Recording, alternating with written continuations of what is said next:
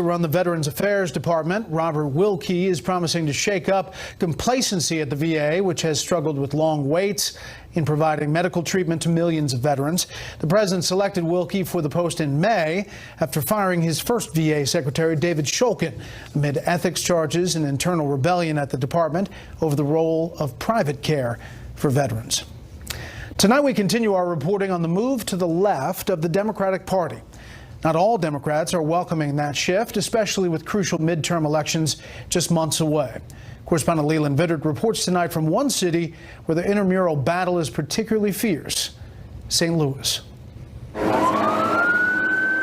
St. Louis, home to the highest murder rate in America and Missouri's 1st Congressional District, have been represented by William or his son Lacy Clay since 1969. And now that dynasty is under threat from the left by Cori Bush, who rose to fame during the Ferguson riots. What do you offer that Lacy Clay doesn't? A fight, a fighter, an advocate. Bush is just one of the far-left challengers across the country endorsed by Democratic socialist Alexandria Ocasio-Cortez, who has hit the campaign trail with another socialist. And I have no doubt that what Alexandria did in the Bronx, James and you are going to do right here. And has brought her message to St. Louis. The movement for economic, social, and racial justice knows no zip code. Running on a platform of Medicare for all, free college tuition, and the elimination of ICE, Cortez rocketed to fame by knocking off Democratic Congressman Joe Crowley, who some saw as a potential House Speaker. All right, welcome back to the Voice of St. Louis. Talk show host and former state Democratic official Mike Kelly says moderate Democrats need to stage a counter-revolution of their own to the center. This true progressive stance that's popping up even in urban areas like here, the city of St. Louis, that's a message that doesn't sell in suburbia. And voices outside the Democratic Party are sounding the alarm, too. James Comey tweeted, Democrats, please, please don't lose your minds and rush to the socialist left. In states like Missouri that went hard for President Trump, Democrats worry that 2018 Senate candidates like incumbent Claire McCaskill here will have to answer to Democratic socialist talking points, making them even less palatable to potential crossover voters. Brett. Leland, thank you. Stocks were mixed today. The Dow lost 14. The S&P 500 was up 5. The Nasdaq gained 22. Up next, the panel on President Trump possibly revoking the security clearances of some of his critics. First, beyond our borders tonight, Israel activated a joint U.S.-Israeli missile interceptor for the first time today. It came in response to rockets from the fighting in neighboring Syria that were believed to be headed for Israeli territory. They landed in Syria instead. The system is called David Sling. It's meant to counter the type of medium-range missiles possessed by Iran-backed Lebanese Hezbollah militants. Flooding triggered by a tropical storm has killed at least 20 and left more than a dozen missing in northern Vietnam. One local resident said the floods came so quickly it gave people little time to escape. The rain stopped over the weekend, but the National Weather Forecast Agency says another tropical depression is heading toward North Vietnam this week. Britain's top diplomat is warning the country could crash out of the European Union next year without an agreement on future relations with Brussels. Foreign Secretary Jeremy Hunt says the European Commission, which is leading negotiations, is waiting for London to blink. He insists that is not going to happen. Looking to take away Brendan's security clearance. He's also looking into the clearances of Comey, Clapper, Hayden, Rice, and McCabe. The president is exploring the mechanisms to remove security clearance because they've politicized and in some cases monetized their public service and security clearances. Making baseless accusations of improper contact with Russia or being influenced by Russia against the president is extremely inappropriate. White House press briefing today and talking about security clearances. It started with Senator Rand Paul. He had the biggest concerns. Take a listen.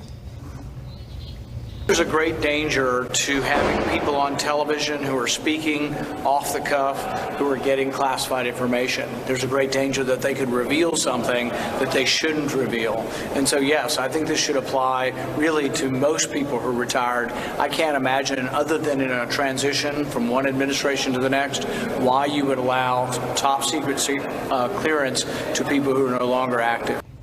Well, the White House is buying that and reviewing the security clearances for John Brennan, James Comey, James Clapper, Michael Hayden, Susan Rice, and Andrew McCabe. With that, let's bring in our panel. Senior political analyst Britt Hume.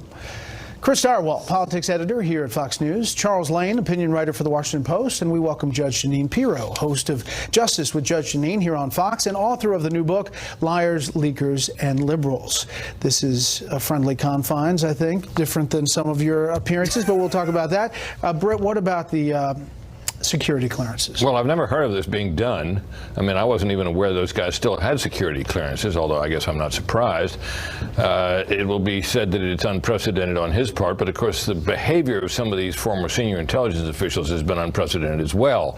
They have rarely in the past engaged in the kind of attacks of a political nature that we've seen from some of these people. Brennan in particular, I don't think McCabe still has security clearance, so I think he's probably out of the picture.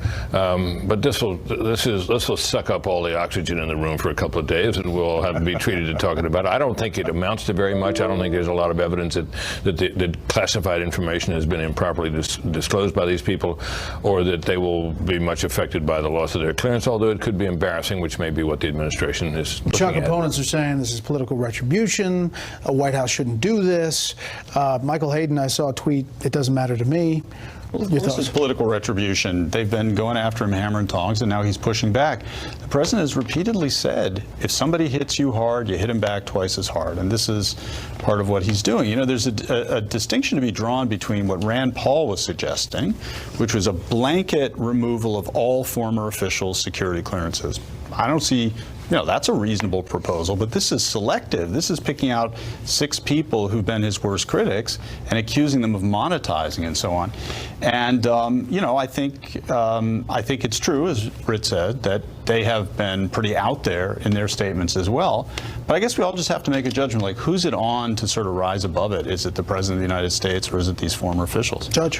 What generally happens is you have to ask the question, why do they have security clearances? Apparently there's a sunset, and in order for you to continue with your clearance, you have to request it, and then there's a whole process through which you go. But to me, the issue is this.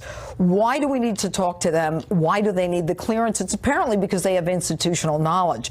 But to your point, when someone who is the head of the CIA says that, the president's wholly in the pocket of Putin, and he has a security clearance, I think the people say, geez, probably more credible. He's got to know something that we don't know. So what is the point? Does Jimmy Carter still have a security clearance?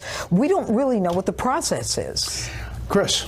Well, Jimmy Carter, as a member of the ex-president's club, has got it all. As a former president, and the reason that Jimmy Carter can go look at these things, it might be that one of his successors said, will you please come and advise me and help me? And the reason that we in the United States keep these security clearances around for these guys is so that in a moment of crisis, or if there's an urgent question that somebody, as a judge says, has institutional knowledge, you can call them back and say, okay, you worked on Russia in the 1990s. Do you know about this? Do you know about that? As far as monetizing goes, and that goes to Rand Paul's point, the monetization of security clearance in Washington, D.C. is a big deal because you have a lot of defense firms and a lot of contracting firms that are providing services to the federal government that you can't work for without a security clearance. So that's a whole nother kettle of fish. Meanwhile, Iran and what the president tweeted, what has been said, and the focus on Iran. Take a listen. Do not play with the lion's tail, or else you will regret it. It will bring you eternal regret. Not at all. America and other countries have spent years straining to identify a political moderate. It's like an Iranian unicorn. Some believe that President Rouhani and Foreign Minister Zarif fit that bill. The truth is they're merely polished frontmen for the Ayatollah's international con artistry.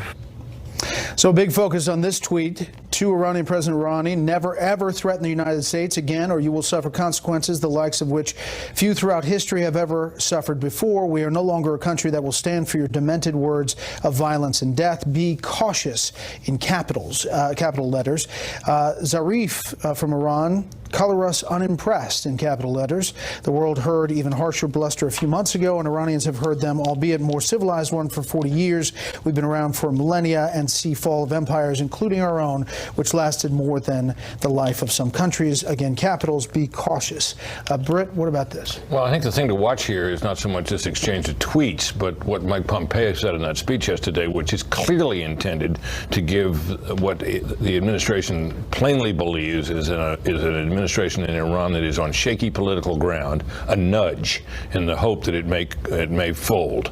The administration will say, of course, that we don't have a policy of regime change, but they certainly are acting like they do, and they're acting like they think this regime in Iran may be ripe for just that. I mean, the comments from him about the mafia-like behavior of those leaders over there, about the personal fortunes they've amassed while the Iranian people are suffering under sanctions, is clearly aimed right at the Iranian people. Secretary Pompeo's speech was pretty extensive in Ronald Reagan Library last night.